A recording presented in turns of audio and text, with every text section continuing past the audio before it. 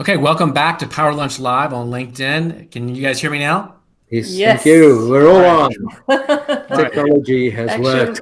Action. Well, I'll skip all the formalities except let me reintroduce you guys and reintroduce the program real quick. This is Power Lunch Live on LinkedIn. I'm Rhett Power, your host. We do the program every week, at least 4 days a week, Monday through Friday if we can, depending on people's schedules. And we do it around 12 noon every day, Eastern Standard Time. Now, the point of the show is to talk to today's thought leaders, best-selling authors, people who are doing amazing work in the world that can actually help us be better at what we do and help us be better for the people that we lead and we work with. Now, today is no exception. I've been wanting to talk to Stephen and Mara for a long time. Finally got the chance to do that. They've got a new book out. We're going to talk about that today. Now, the fun part about the program is it's interactive. So if you ask questions, you can get answers to those questions. And so please do engage with us here online. We'll try to get to those as we go along today. Now, we're broadcasting on Twitter, Facebook, YouTube, all with the help of Social Live. And so it's a great platform to help bring this to you in many different places. Now, Stephen and Mara Klemich, they are the founders of Heartstyles and the Heartstyles Indicator tool. We're going to talk about that today. They focused their 30 years of work on individual, team, and organizational behavior and culture transformation.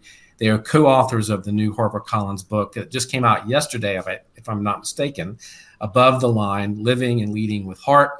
Mara, Stephen, welcome. Thank you, Rhett. Thank you, Rhett. Very nice to be with you and your audience, and hope we can add value to their lives today with you.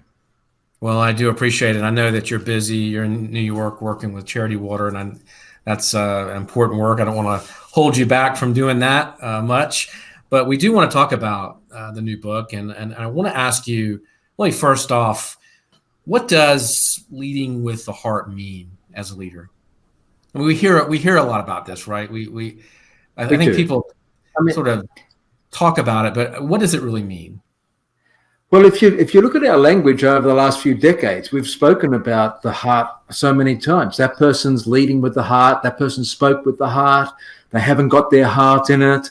So we've been using this phraseology for many, many years. And if you wind the clock back 25, 30 years ago when we were working with executives, we found that the people who had the most impact and the people that people wanted to follow, these people had a real heart. Their values weren't just coming from an ego-driven pride or manifesting fear in all sorts of ways. These people were more secure within themselves. Mm-hmm. They manifested authenticity and caring. And while they're driving results, they actually cared. And when you start to think about it, where do you feel love? You feel that in the heart. Where do you feel fear? You feel in how we process it in the brain. And that's why we put these two things together, the head and the heart. Okay. And so where we came from is just seeing that the heart, leading with the heart, means coming from those values that we've got on a plaque somewhere in our organizations. Right. And being able to live those values. And sometimes it's pretty tough to do that. But those leaders who lead with the heart, they're driving results, they care for others, they're building a wonderful, safe place as a culture. That's where people are now getting engaged. Our younger generations are engaging with that type of leadership. Right. Do you guys think, from your experience, that culture is only the leader's responsibility? Absolutely not. And I'm sure you've got some questions that Mara can answer when it gets into that. But we have two little sayings throughout our book and all of our teaching with the clients we have. And that is that we're all in it together. And if it's meant to be, it's up to me. Mm-hmm. So, yes, leaders need to lead the culture. Absolutely. But it's not just up to the leadership. It's up to the leadership now to lead that type of behavior. We call it above the line behavior versus, and what we're used to is below the line behavior. which we can get into the specifics of that. But just for the conversation, when you've got leaders who are leading above the line and leading with heart, it's then up to the rest of the organization to engage with that and for them to actually become part of the above the line culture. So we're all in it together. And if it's meant to be, it's up to me, every one of us. And the great thing with Heartstyles, unlike a lot of other leadership tools, Heartstyles is not a leadership tool. Heartstyles is a personal development tool. It's not a personality profile. So it's all about character development. So when you've got the CEO to the frontline people doing Heartstyles and engage with Heartstyles, as us Aussies would say, that we're all singing off the same hymn sheet.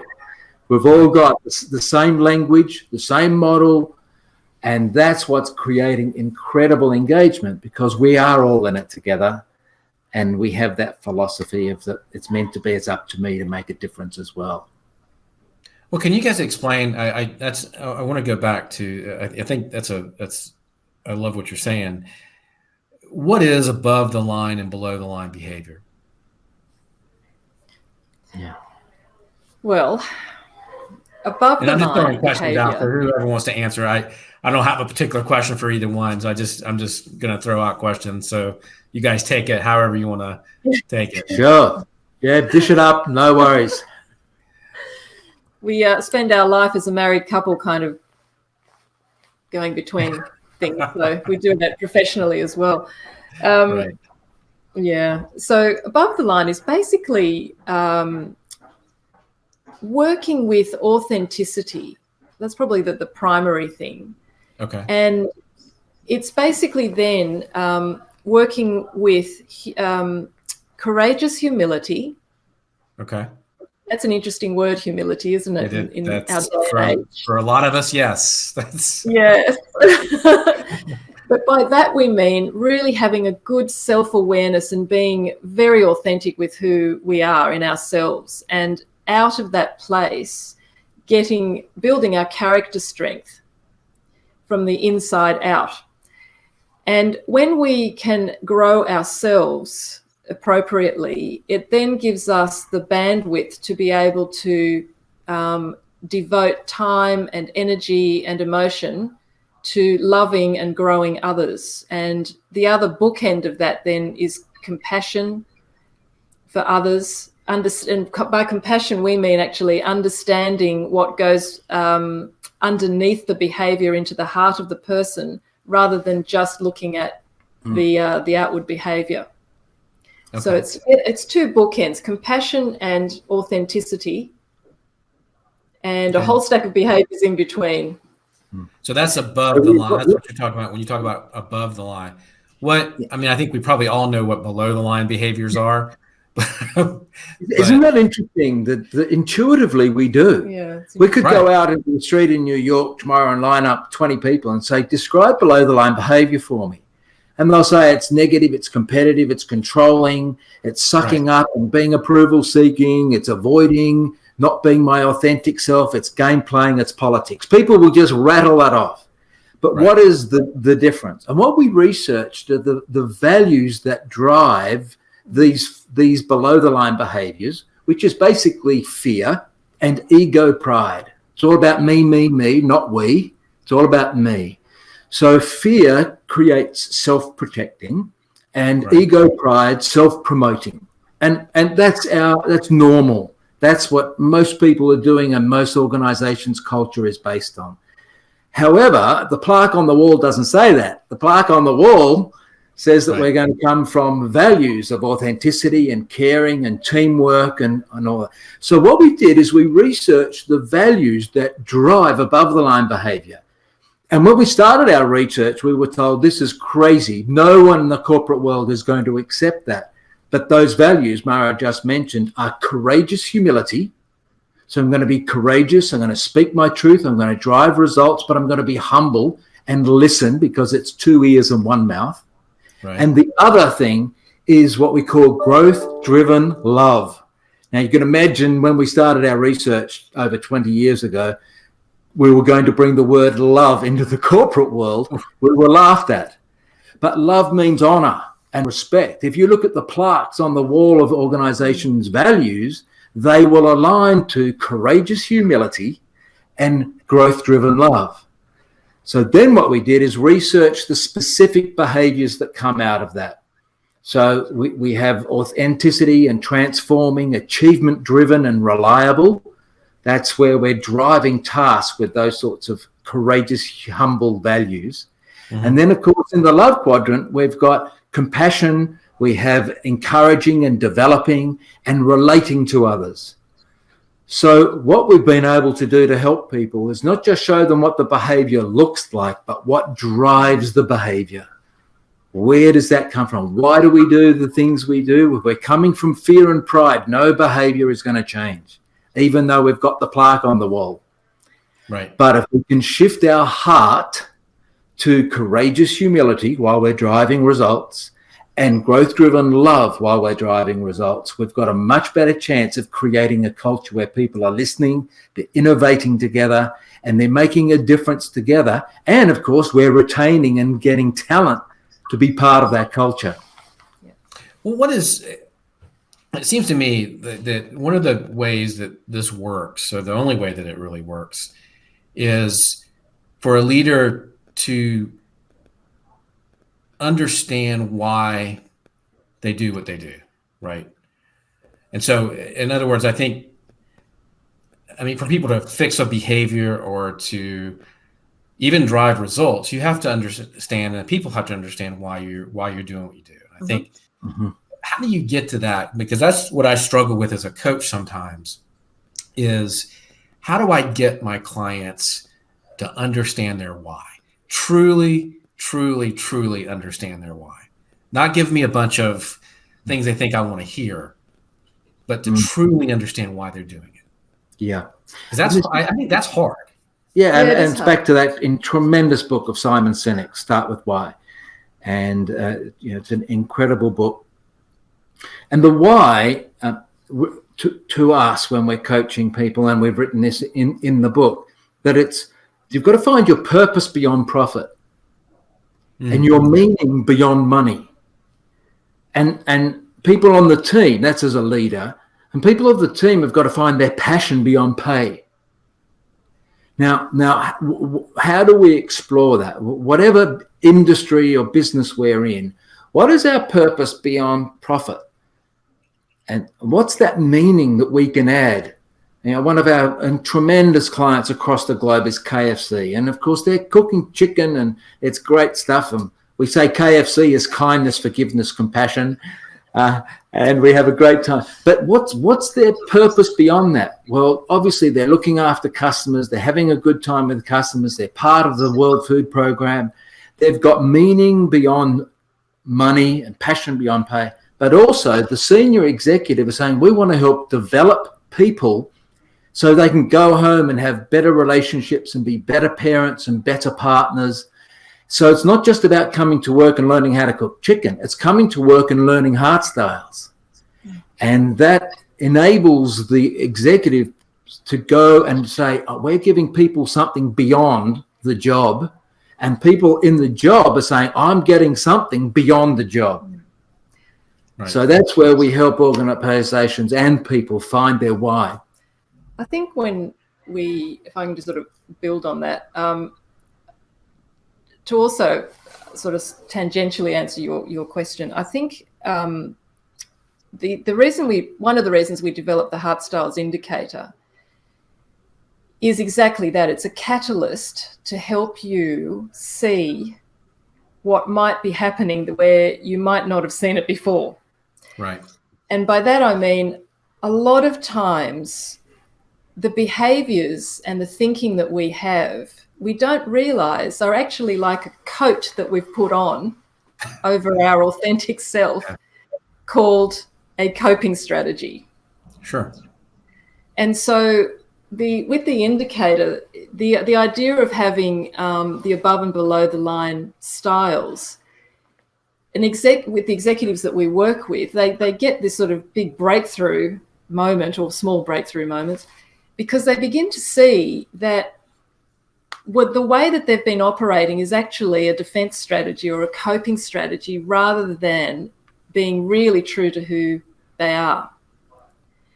Because most of us operate out of our good intentions, of course, but if our good intention gets attached to a fear of some description, it'll throw us below the line. It's absolutely sequential behavior. Right. The trouble is that we don't necessarily, because we know our good intention, we don't necessarily see it as an outward manifestation of it being defensive, or people, the impression or the impact that we make on people. We expect it to be positive because the intention's positive, but sometimes it doesn't always come out that way. Indeed, I agree. Can you explain a little bit about what the indicator tool, the Heartstyles Indicator tool, is, and how you use it, how you implement it, because I think that's a really interesting model, and I want to kind of find out how do you use it, and how do you Sure. Is it something that you give to others to use? Is it how do you use it? Yeah, well, first of all, we'll just differentiate Heartstyles and a lot of other tools. A lot of tools are what we call type indicators. So they measure your type preference. Okay. And you end up with a type preference, and they have their place. Our tool is completely different to that. It's actually measuring character strength, whether you're above or below the line in your character, and that character manifests behavior. So that's the first differentiation, which is difficult because people are using. I don't know how many people want to use it. I know it scares people. As soon as you say that, it's like, I don't think I want to use that. Sounds scary. In its development, which took 18 years, and it's now 20-something years, and it's in 27 languages, which is really easy for people to use it globally, and our global clients, of course, are using it globally. How does it work? It's very simple that people can go online and get the Heartstyles Indicator. And what's interesting with the book, you get a free Heartstyles Indicator when you buy the book. Can I just do a little book? Absolutely. Thank you. I'm glad you brought it up. So we're still a bit excited. It's called actually. Above the Line, Living and Leading with Heart, because that's what we all want to do. Yeah. That's what we want to do in our families, in our cultures, in everywhere we go. So it's very easy that people can go online and do the Heartstyles Indicator on themselves. So they get to answer the 75 questions, what I'd like to be and where I'm at today. And because character changes, character can strengthen, it can also go down, that people do their Heartstyles every year. Now, the terminology that people are probably used to is what they call a 360, where you can ask and invite other people to do it on you. And the Heartstyles system is that you can have 3 to 15 others do it on you in groups of 3. So you might get 3 peers, 3 direct reports. You might get 3 from your family that have been trying to tell you things for years. So that's how the indicator works. And then people get a personal development guide that they can download and read about their strengths and development opportunities. Okay. And of course, with the book out, they can have the personal development guide in one hand and the book in the other to guide them through. Now, what we do with organizations is we certify people in their organization to run the Leading with Heart program that we've designed. And so organizations, and the organization I just mentioned, they've got 300 people who teach Heartstyles across their global organization. Okay. And therefore, they can take it to the front line. They can affordably take it to the front line. And then we're all in it together. And they're not relying on consultants. The consultants that use our tool, and it's not just Heartstyles that uses our tool. We have consultants around the globe that are using the Heartstyles tool.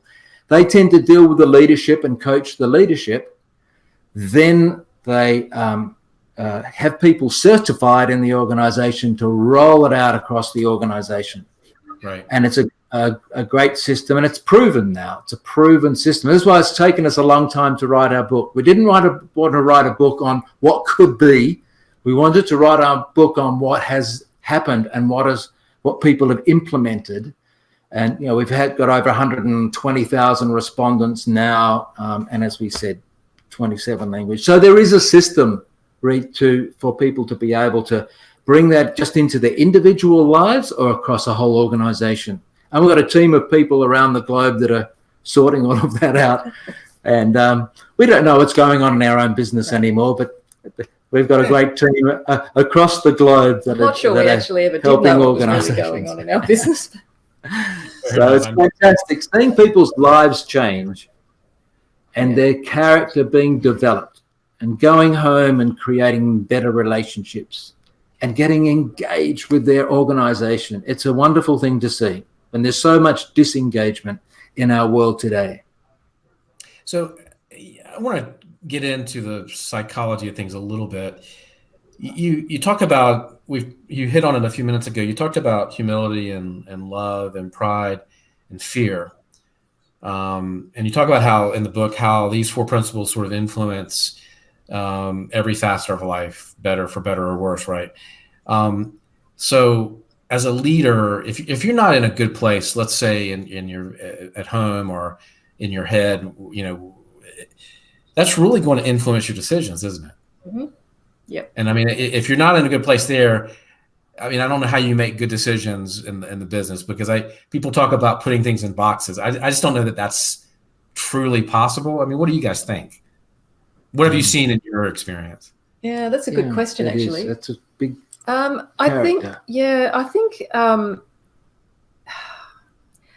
think a lot of people who are very logical styles of people, mm-hmm. therefore their great strength is their brain power, their IQ, mm-hmm.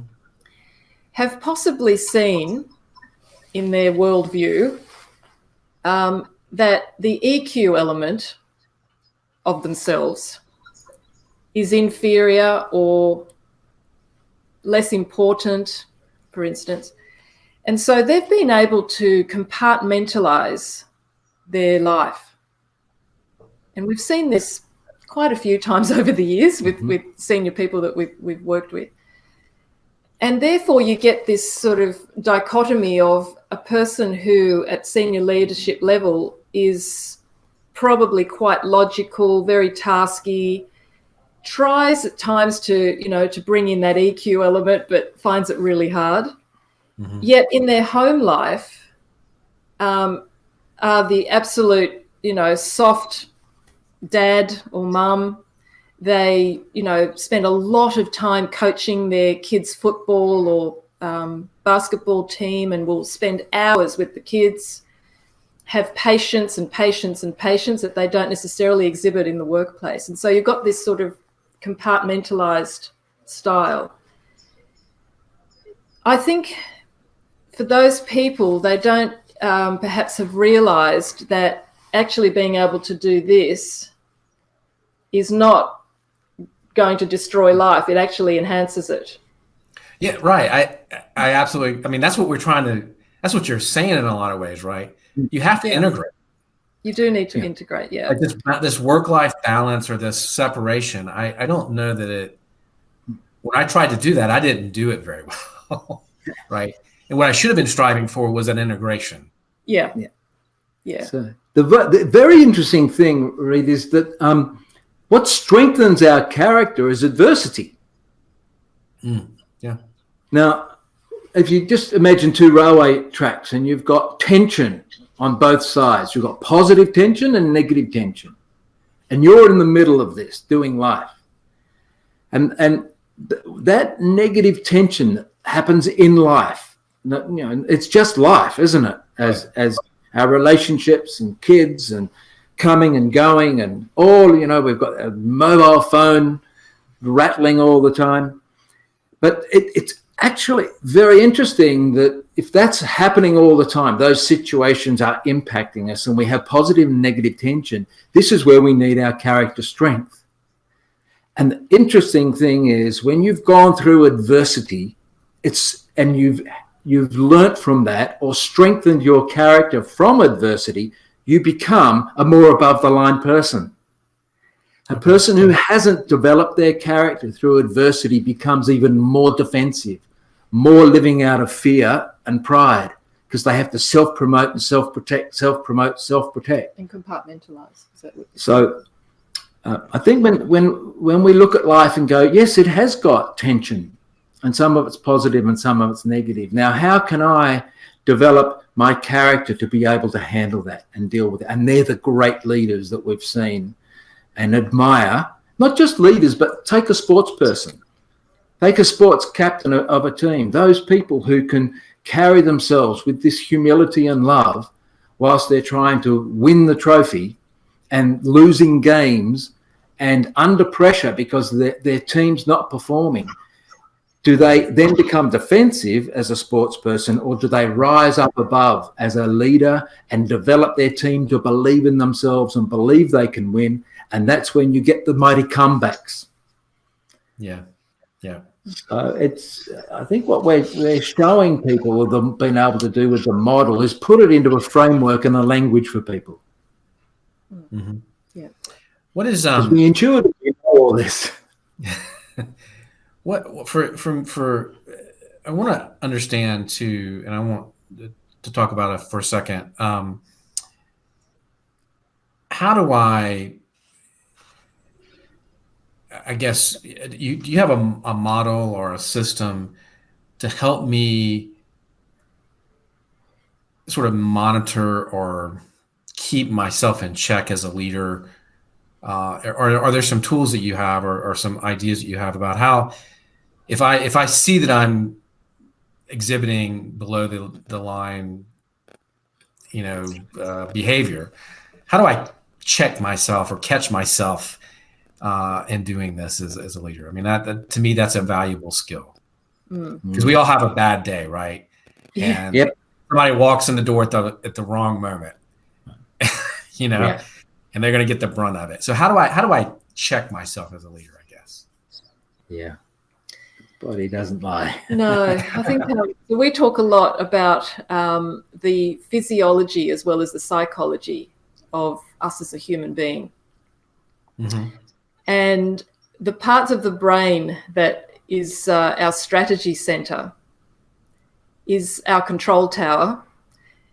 And because it creates the strategies, it can create positives above the line strategies, but it can also create defensive below the line strategies. Sure. So what we as people tend to do is we tend to sort of believe our head. But a lot of times our head and our thoughts are not necessarily, it's my truth, not the truth. So our body, on the other hand, actually can't lie to us. And for every above the line thought and behavior, there'll be a corresponding physiology for people. That tends to be different for everyone. Some people report that they feel expanded in their chest, or they feel a positive heat or peace. Yeah, there's a lot of, I won't go into all of them, but there are different types of physiological feelings that once people start to actually monitor them. Conversely, there are also below the line physiology. The trouble is our wonderful control tower has been lying through its teeth and blocking those messages. Justifying them. Yeah, denial. Yes, all those sorts of good things. And so what tends to happen is that for most of us, we don't actually really correlate a physiological reaction with thinking and behavior in ourselves. So what we do, some work that we do with people, is that we help them understand and have some awareness around what actually happens for me. So for me, one of my below the lines is sarcasm. Okay. Poor Stephen. I appreciate that. Yes, but remember it's a below the line strategy, not an above the line strategy, Rhett, which is a horrible thing to have to come to terms with when you've got sarcasm in your system. And I thought I was being funny. Yeah. Yes, I know. I told myself I was being funny. That's what you tell yourself. That's what you tell yourself.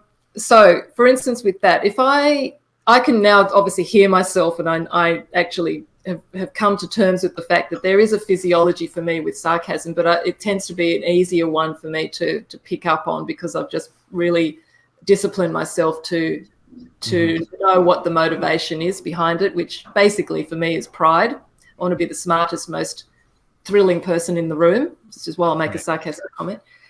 For me, the other one is striving, which is perfectionism. And that one is a lot harder because you can self-justify till the cows come home, as they say in Australia. And with that, I've learned that for me, I've actually got like sounds really weird, I know, I'm sorry, but I've got almost like a tennis ball in the center of my chest that gets very tight. And what I've learned is if that's my response, I don't try to justify myself to, say I'm in achievement mode and I'm being very efficient, because generally I'm not looking at the vortex of pain that I'm causing people around me. Right. I will just listen to that physiology, and I will then stop what I'm doing. If I'm in the middle of a sentence, I'll finish my sentence. I'll stop. I'll take a breath, sometimes through gritted teeth, and it might be 2 or 3.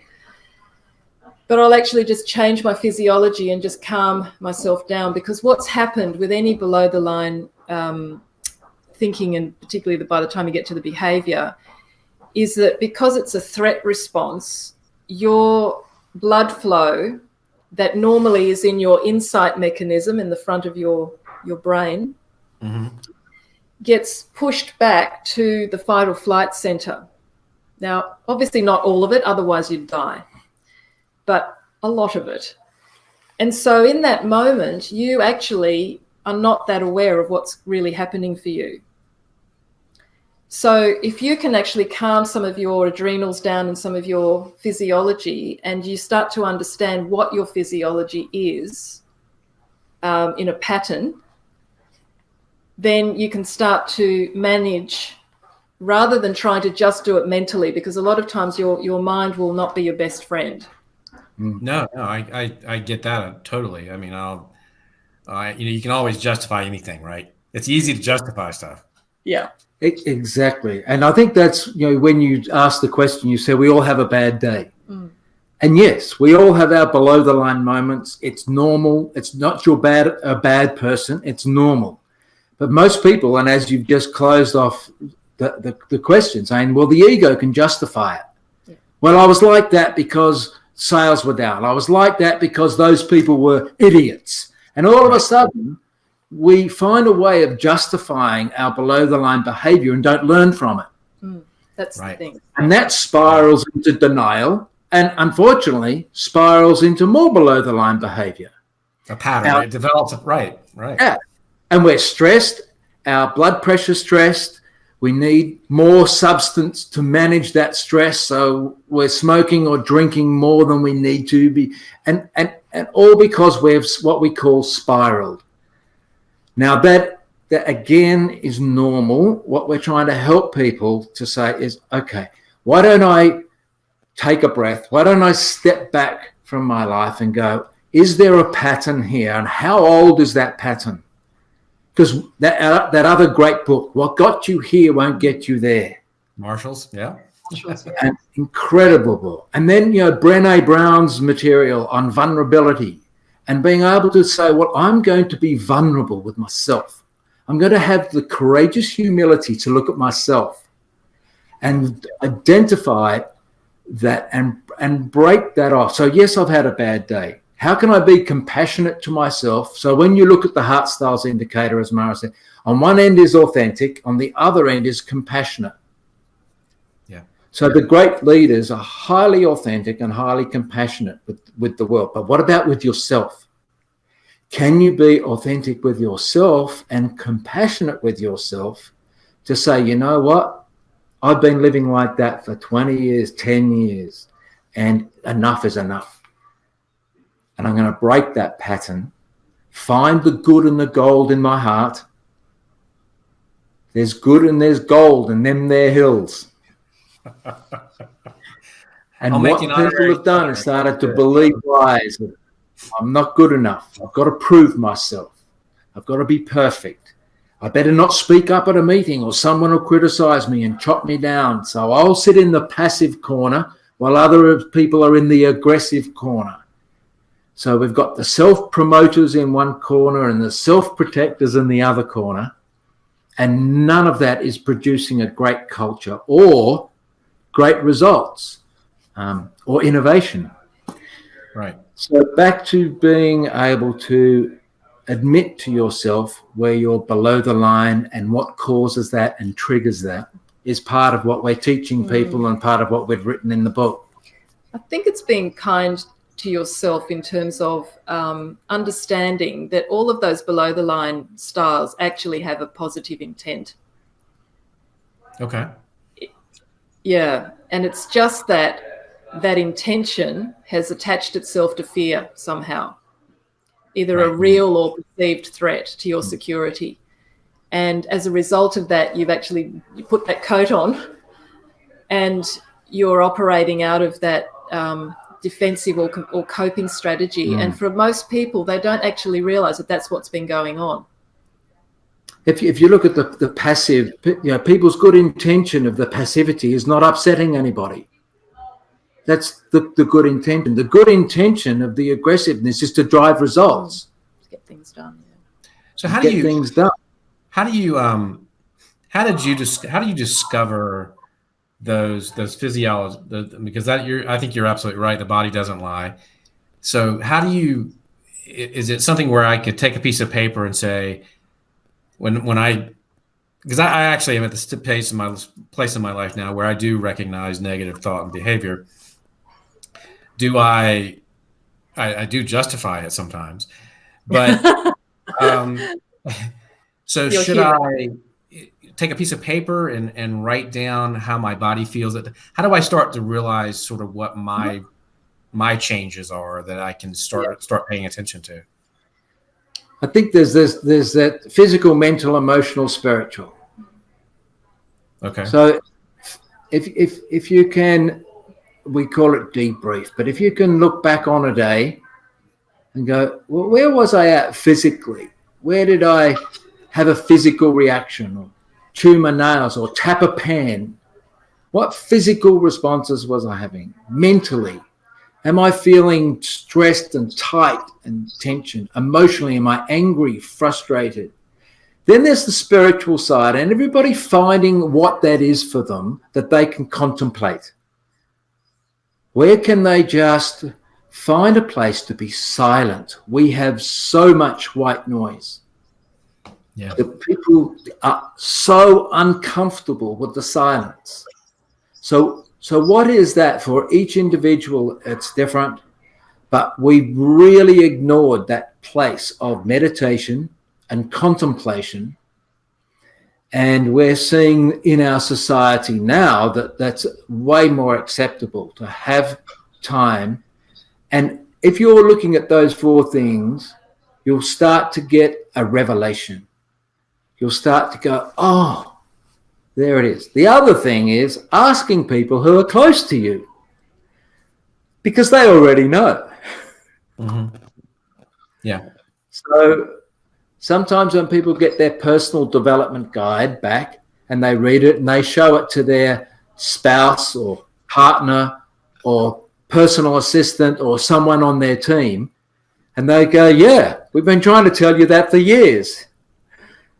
So it's that wonderful thing of learning the self-awareness of being able to be stepping back from who I am and looking down on how I'm doing life, which we find very little time to do.